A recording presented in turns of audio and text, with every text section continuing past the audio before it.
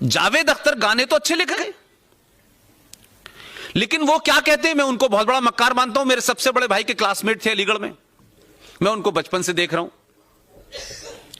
उनकी मक्कारी क्या है, वो कहते हैं कि ए हिंदुओं, तुम मुसलमान जैसे मत बनो, तुम मुसलमानों को अपना जैसा बनाओ। तो आप क्या कर रहे हैं? कुछ काम आप भी लेंगे कि नहीं लेंगे? आपकी जिम्मेदारी है कि नहीं है? आप अपनी बीवी को, वैसे ये कोई निजी टिप्पणी नहीं है क्योंकि सार्वजनिक टिप्पणी की है इसलिए मैं बोल रहा हूं, उनकी बीवी भारत के सिनेमा जगत की बहुत बड़ी हीरोइन रही। कोई ऐसा नहीं था कि उनकी मूवी देखने के लिए पाकिस्तान से मुसलमान टिकट लेके आते थे और हिंदू नहीं जाते थे। इसी देश के लोगों ने बड़ा बनाया उनको, कई अवार्ड मिले उनको, लोगों ने सर पे बिठाया। भारत के राष्ट्रपति का जो एक खास कोटा होता है कि दानिश्वर लोगों को, आर्टिस्ट लोगों को राज्यसभा में नॉमिनेट करते हैं, उसमें नॉमिनेट भी रही वो। बुढ़ापे तक उन्होंने इस देश के तमाम रिसोर्सेस का तमाम मान सम्मान पाया। अब लगा अब क्या बचा है, तो आखिर में उन्हें नाम याद आया कि मेरा नाम तो शबाना आजमी है। तो आप आइकॉन बनी और उसके बाद आपने एक बयान दिया कि मुंबई में मुसलमानों को कोई मकान नहीं देता है। तो ये कहां सड़क पे रह रही थी? ये जो मक्कारी है सैयद हामिद अंसारी से लेकर के शबाना आजमी तक, और अब तो एक नया चलन चला है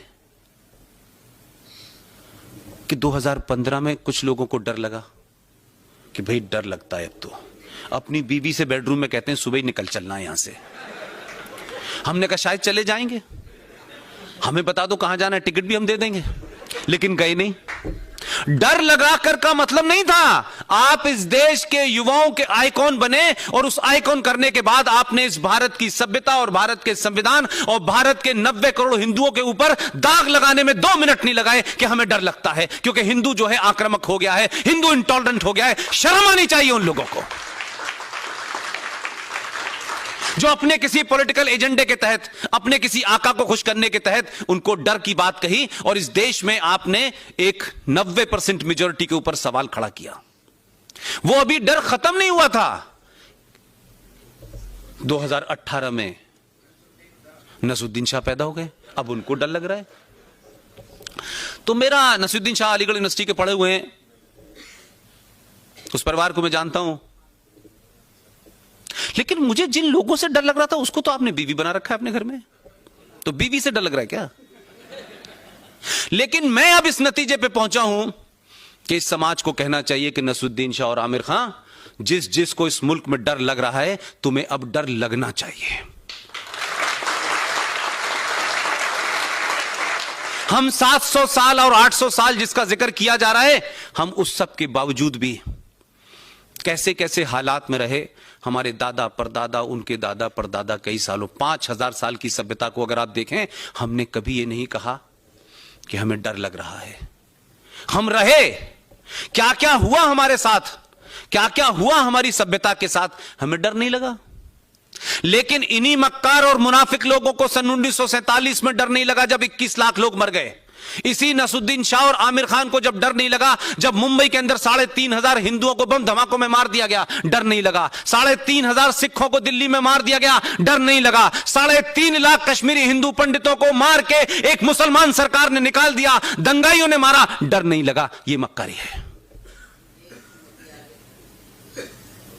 ये नैरेटिव क्रिएट करने की कोशिश की जा रही है।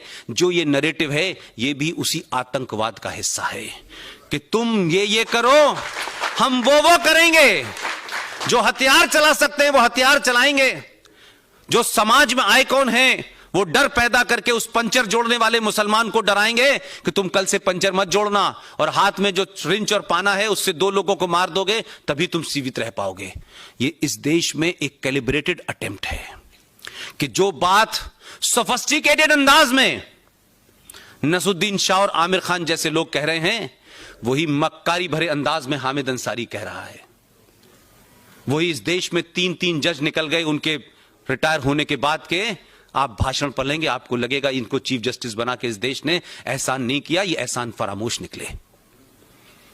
इसलिए जिस जिस मानसिकता से आप लड़ रहे हैं उसको समझने की जरूरत है। और अपने अंदर जो आपके लोगों ने इंजेक्शन लगा लगा के, भाईचारा, भाई वो हैं, चारा आप हैं, बने रहिए। ये जो स्लोगन है इसको नजरअंदाज करने की वजह से हमारे बुजुर्गों में अगर उन्होंने कुछ गलतियां न की होती तो आज हम इस समस्या पे बात नहीं कर रहे होते, हम इस देश को कहां ले जाना इस पे बात कर रहे होते। हमारी समस्या यह है, इस जनरेशन की समस्या यह है कि हम इतिहास में इतना सब कुछ गलत करा हुआ है, इतनी चीजों को आपने दफन कर दिया है, हीरो को आपने विलेन बनाया है और विलेन इस देश के प्रधानमंत्री बने घूम रहे हैं। इसलिए संकट है। एक मोर्चा नहीं है आपके लिए। आपके टीचरों ने, आपके उस्तादों ने आपको सही हिस्ट्री नहीं पढ़ाई, आपके राइटर्स ने सही हिस्ट्री नहीं लिखी, लिहाजा आपकी जो नस्लें मौजूद हैं आज, उनको यह समझ ही नहीं आ रहा कि यह देश 1947 में था या 5000 साल पहले से था। यह देश भारत है, इंडिया है, हिंदुस्तान है क्या? तीन तीन नाम है इसके। हम किसी एक नाम का नाम लेते हैं तो कुछ लोगों को लगता है यह कम्युनलिज्म है, उनको लगता है हिंदुस्तान कहने में ही सेकुलरिज्म है। तो एक नई ब्रांड आई, उन्होंने कहा इंडिया कहने में दोनों को करने लगेगा, हम इंडिया कहना शुरू कर देते हैं। तो हम किसी कंफ्यूजन का शिकार नहीं है, बल्कि हम डेलिबरेटली सच को सच कहने से डरते हैं।